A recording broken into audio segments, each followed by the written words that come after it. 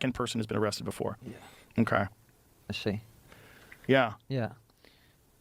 It's like, are we really arresting people for protesting? Or are they Yes. protesting and also causing vandalism? What's going on, you guys? So we have Joe Rogan talking to his estranged father. Just kidding. We have Kyle Kulinski calling out Joe Rogan. Joe Rogan is starting to call out Trump.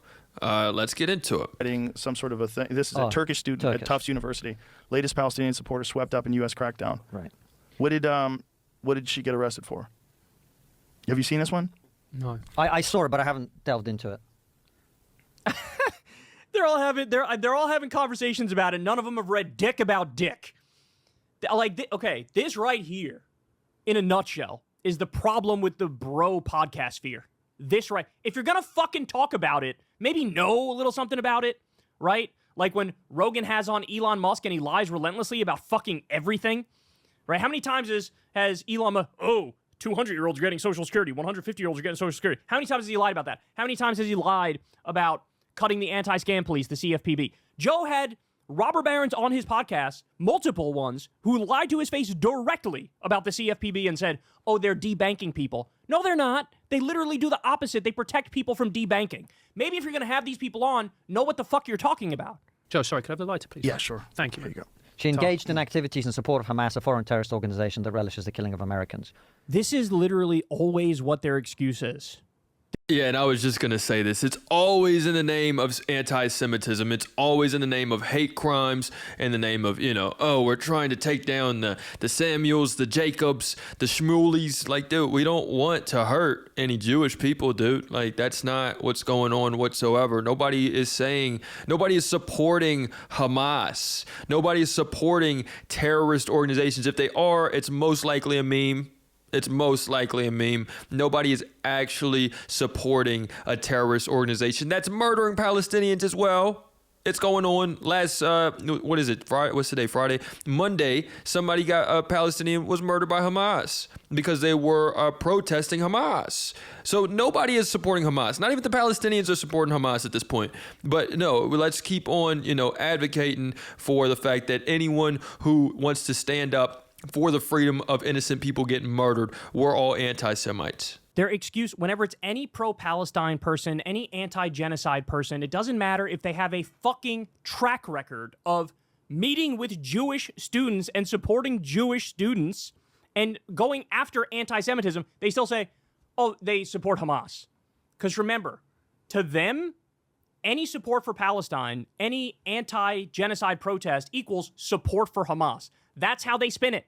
This is like basic shit. The department did not provide evidence of that support. Right. What does that mean? I heard she wrote some piece on Israel. Yeah.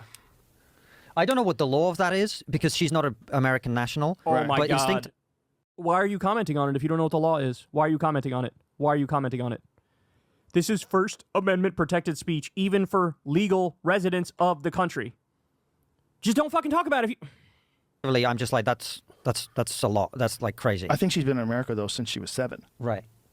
Has she? I believe so. I thought she had a student visa. I think she's been in America since she was very young. I think that's one of the things that I had read. Okay. She'd previously been arrested in April 2024 for taking part. Yeah. Taking part in protests at Columbia University. So it seems like they're really trying to crack down on some of these Columbia protests, right? And I'm in two minds about that because I think on a You're of two minds about that? Please enlighten me. speech basis, unless I don't know the law. Just for clarity, that was a second person. Second person. Oh, this is a second person that was arrested? Second arrest. Oh, second pro-Palestinian Columbia University protester. Okay, so this second person has been arrested before. Yeah. Okay. I see. Yeah. Yeah. It's like, are we really arresting people for protesting? Or are Yes. they protesting and also causing vandalism and No. They're just fucking protesting. violence? Like, what are we saying? We don't know, right? All right. But I think there's the legal thing, from what I've read, is very complicated because if someone is not a U.S. national, Right. they may be subject to different rules or they may not. I think that's a kind of live debate. Guys. It's really, really, really, really not that complex. It is almost so simple that, you have a group of people that were very much more, they had a lot larger population. They had a lot better living standards a while ago, and now they do not. now they are getting massively taken down. Their population is dwindling until they will no longer exist. If you guys want to learn more about how not complicated it is, they have this liberal guy. His name is Ben Burgess. Really cool. He writes for Jacobin. And yeah, he's just a good guy all around. Love his writings. Read some of those and see how actually simple it is. And it doesn't have to be this complicated. These trigonometry idiots, their whole show existed to be like, free speech is the best. Free speech is amazing. The left censors free speech. We're pro free speech. We're all about free speech, free speech, free speech. And here you have an actual free speech issue. Legally, constitutionally, this is a First Amendment free speech issue. And he's like, it's really complicated, bro. So I don't even know. It's not fucking it's not even close to complicated. The reality of the situation is this. If you are trying to come in the country and they are determining whether or not to grant you status, yes, in that scenario, they take into account all sorts of different things, right? Including if they don't like certain things you said or certain protests you participated in, etc. In that scenario, the law is, yes, they can say, they are free to say, we don't really want you, right? That's all fine and dandy. That is not the scenario we're talking about here. They are already here. We're talking about legal permanent residence in many instances, right? In that scenario, they just have First Amendment rights, period. But the free speech guys, all of a sudden, with a clear-cut free speech issue, were like, I don't know, man, it's complicated and stuff. But from a purely principle... That would be like if we deported Joe Rogan's dad for free speech whenever Joe Rogan's dad said that Joe treats his family like crap and is estranged from his family and has been for a long time and never talks to his family. That would be like if we deported his dad for freely speaking up about that. Perspective, someone being arrested for writing an article seems extreme. 30-year-old is arrested. Oh, thank you. Mr. Free Speech guy finally, maybe it does seem extreme. Maybe we shouldn't arrest people and deport them or send them to a slave labor camp for writing an article. Thank you. Oh, did you just remember why you created your show? And physically restrained by immigration officers near her apartment close to Tufts University's Somerville campus, where she was a PhD student. 6 plainclothes officers surrounded, how do you say that name? Ozturk, yeah. As she walked alone. Neighborhood surveillance video appears to show the officers did not show their badges until she was restrained, the video shows. She affiliated with prestigious American universities to be arrested for purported activities related to terrorist organizations amid the Trump administration's immigration crackdown. Lie. Zero evidence presented. That's obvious. So what did she say, though? See, this is Rogan, right? Rogan's like, there's got to be some other thing that they got to have some better rationale for this. No, they don't, Joe. No, they don't. You endorsed a psychopath. You endorsed a guy who's saying we're going to steal Greenland and She said that your dad hates you, Joe. going to steal Panama and we want Canada to be the 51st state, and if they don't agree, we're going to change our border with them and take more land. He signed an executive order on day one to allow him to do an illegal war against Mexico. He just said yesterday he was threatening Iran with bombing them. He bragged about bombing the Houthis. He's bombed Somalia and bragged about that. The same guy who pretended to be anti-war on the campaign trail is warmongering with like 8 or 9 different countries right now. You endorsed a psychopath. There is no... oh, maybe there's some other reason. No, there's not. There's not. He wants there to be another reason, but there's not, Joe. Engaged in activities in support of Hamas. But what does that mean? Right. Without specifying what those alleged activities were. Yeah, this is scary shit. Yeah. Where's your dad, Joe? You need to talk to him. He wants to talk to you, Joe. Why don't you talk to your dad? Yeah. Especially if it's just protesting. I mean, I don't know, Look, the counter-argument on this, and I think... He's trying so hard. There's got to be some... Oh, here we go. This moron says, the counter-argument. Let's hear the counter.